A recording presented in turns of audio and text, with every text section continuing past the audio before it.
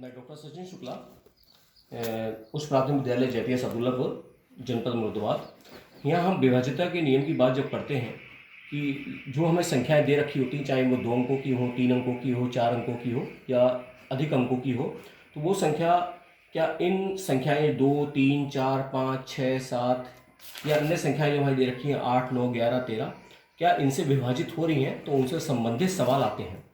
तो देखिए यहाँ पर लिखा 2 से विभाजित। अगर कोई भी संख्या हमारी दे रखी है, मान ली सपोज करिए हमारी संख्या दे रखी है 5, 9, 4, 3, तो आप यहाँ पे देख सकते हैं 5943 में इकाई के घर में कौन है? 3, जो 2 से विभाजित नहीं हो रहा। इसका मतलब ये संख्या 2 से विभाजित नहीं होगी, हमें भाग करके देखने की जरूरत नहीं है।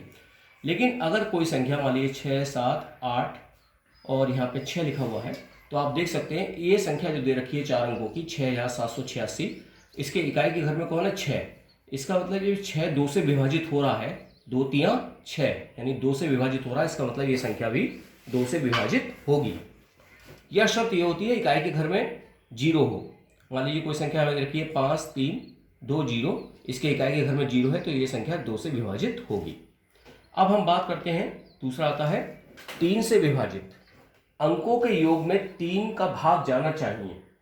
यानी कोई भी हमारी अगर संख्या है, अगर उसके अंदर हम अगर अंकों का योग करें और वो अंकों का योग अगर सपोज करिए हमारे पास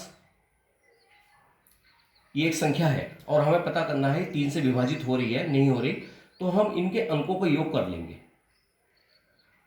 देखिए मैंने योग का निशान लगाया है। 5 और 7 12, 12 और 3 15, और इसका योग आप देखिए 3 से विभाजित हो रहा है, 3 पंजे 15।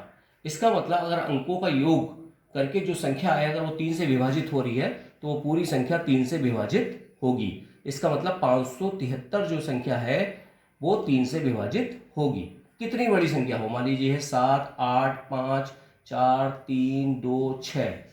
अब ये देखना है हमें कि 3 से विभाजित हो रही नहीं हो रही, तो मैं क्या करूँगा, 8, 7, 15, 15, 5, 20, 4, 24, 24 और 3 27, 27 और 2 29, 29 और 6 35।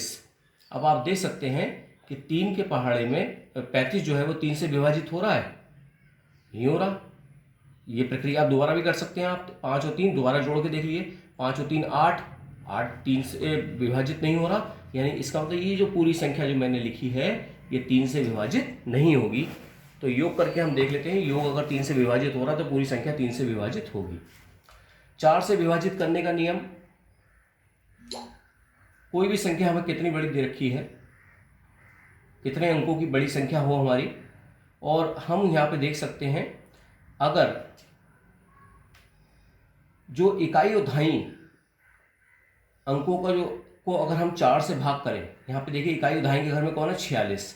अगर ये 46 को हम 4 से भाग करें और ये 4 से पूरा पूरा भाग चला जाए तो अभी देखिए 4 से पूरा पूरा भाग नहीं जा रहा है, इसलिए ये संख्या 4 से विभाजित नहीं है। अब मान लीजिए कोई संख्या दे रखी है 5, 9, 3, 2। अब हमें देखना है कि ये 4 से विभाजित है नहीं है, तो 2 अंक, अंतिम 2 अंक देखेंगे हम।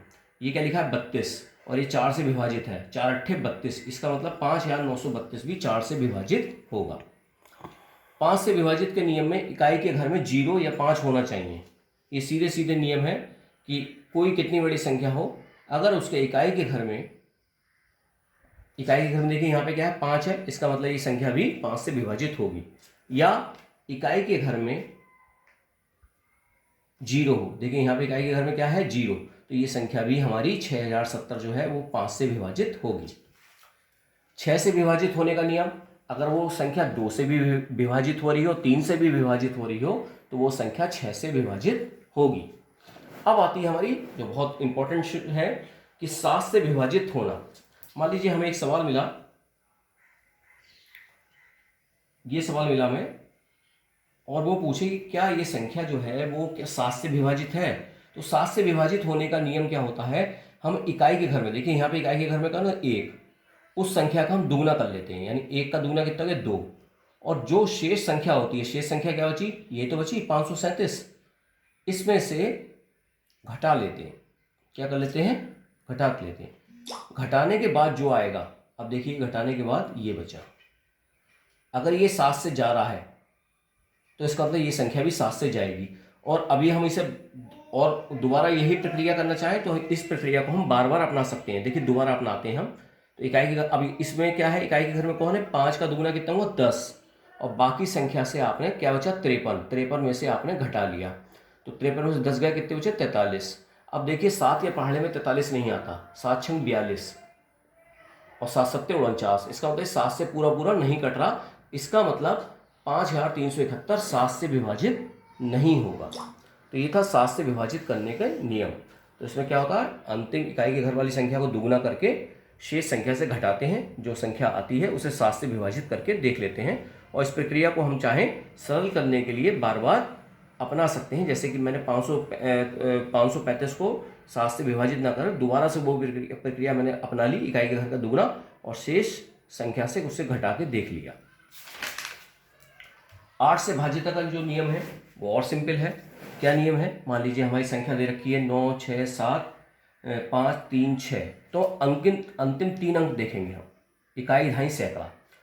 अगर ये 8 से जा रहा है तो इसका मतलब ये पूरी संख्या 8 से विभाजित होगी। अब देखिए 8 से करके देखिए, 8 छंग 48, कितना बचा 5, 6 उतार लीजिए, 8 सत्ते 56, यानी पूरा पूरा विभाजित है। तो इसका मतलब ये पूरी संख्या 8 से विभाजित होगी।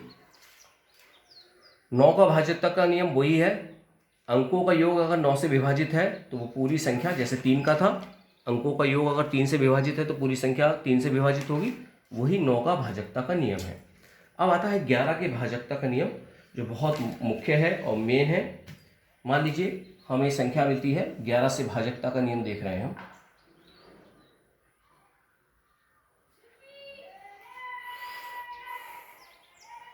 मान लीजिए हमें संख्या मिलती है, तो इसमें हम क्या करते हैं कि सम घरों के अंदर जो संख्या आई हुई है और विषम घरों के अंदर जो संख्या आई हुई है उनके जोड़ों का कर लेते हैं। जैसे सम घर कौन कौन से, देखिए सम स्थान पे कौन कौन से हैं, देखो 2 है, फिर चौथे स्थान पे कौन है 6 है, फिर छठे स्थान पे कौन है 5। इनका सम कर लिया तो 2 और 6 8, 8 और 5 13।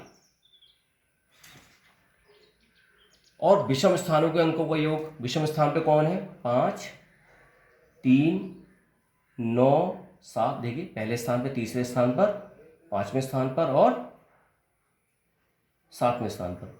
तो इनका योग करो आप, 7 और 9 16, 16 और 3 19, 19 और 5 24। तो जब इनका अंतर करेंगे आप तो देख सकते हैं यहाँ पे अंतर कितना आ रहा है, 11 आ रहा है। और ये 11 क्या है, अगर योग करके इनका अंतर यदि 0 आए या 11 से विभाजित हो जाए तो इनका अंतर देखिए इस संख्या का कितना आया 11, और ये 11 से विभाजित हो रहा है, 11 कम 11। इसका मतलब ये पूरी संख्या जो थी, ये पूरी संख्या जो थी वो 11 से विभाजित होगी। तो 11 से विभाजित होने का नियम क्या है, सम स्थानों पर जो दी हुई संख्या है उसके समस्थानों के अंकों का योग माइनस विषम स्थानों पर अंकों के योग को घटा लेते हैं। और वो अंतर अगर 0 या 11 से विभाजित होने वाला है तो वो पूरी संख्या 11 से विभाजित होगी। अब आता है 13 से भाजकता का नियम। 13 से भाजकता के नियम में क्या होता है, अगर मान लीजिए कोई संख्या हमें दे रखी है 1365, तो इसमें 13 से भाजकता का नियम होता है, इकाई के घर वाली संख्या का हम 4 गुना कर लेते हैं। कितना कर लेते हैं, 4 गुना। तो 5 चौक 20, और बाकी संख्या जो होती है, बाकी संख्या क्या है 136, इसको जोड़ देते हैं। तो ये कितना आया, देखिए 136 में 20 जोड़े कितना आया 156। अगर ये 13 से विभाजित है, देख ली आसानी है, 13 कम 13, कितना बचा 26, 13 दूनी 26। तो इसका मतलब ये पूरी संख्या 13 से विभाजित होगी, जिसके नियम को हमने लिखा है कि इकाई पे लिखे अंक का 4 गुना कर लेते हैं। देखिए 5 चौक 20, और बाकी अंक जो होते हैं उनसे जोड़ देते हैं। अब चाहे हम इसको भी कर सकते हैं, 6 का 4 गुना, 6 चौक 24, और इसके अंदर 15 को हम जोड़ दें। 15 और 24 कितने हुए 39। अब आप देख सकते हैं 13 तियाँ, अगर मैं 39 को 13 से भाग करूं, 13 तियाँ 39, यानी भाग पूरा पूरा जा रहा है। इसका मतलब ये 1365 संख्या जो है वो 13 से विभाजित होगी। तो मैं डॉक्टर सचिन शुक्ला, और यहाँ पे आपने विभाजित होने के नियम को जाना। धन्यवाद।